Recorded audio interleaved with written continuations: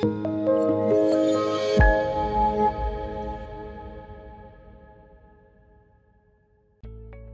is Steve Pastillo from P2 Automation, and welcome to the second video in our short mini-series on advanced filters in Dynamics 365 and Power Apps.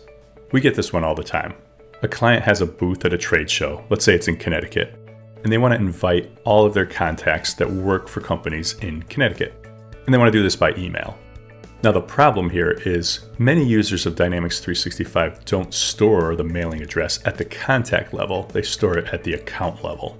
But we want to email the contacts. So how do we filter contacts that work for companies in Connecticut? This is an example of a many-to-one relationship. Remember, for every account, you can have many contacts, but for every contact, they can only work for one account. So how do we do this? We need to start at the many side or at the contact list because we need those email addresses. And I always like to start with the closest view that I have available to me. In this case, I don't want to send it to all contacts. I just want to send it to active contacts. So let's start with that one. I'm going to edit filters, and you can see the status equals active is already selected.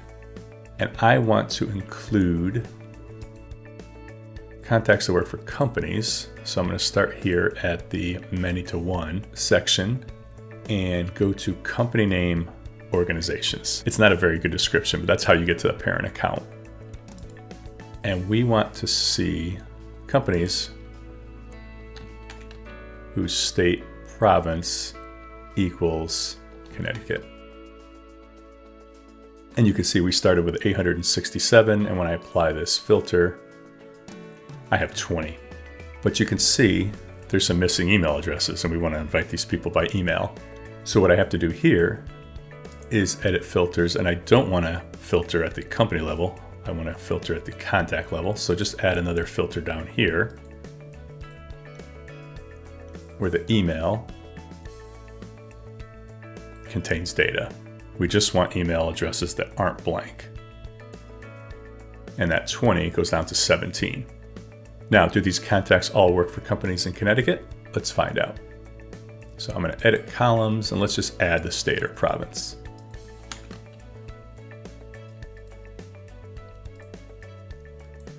And no, most of them do. This one's from California. Most are from Connecticut, but why not all? The reason is in our demo environment, we actually do store addresses at the contact level. And that's what this is showing you, the state from the contact. But we want to filter companies that work in Connecticut. So how do we display that? Let's add a column again. And this time, we don't want to add from the contact list of fields. We want to go to a related table. And here it is again, the company name organization, not intuitive, but that's the one you want. And let's pick the state or province from that.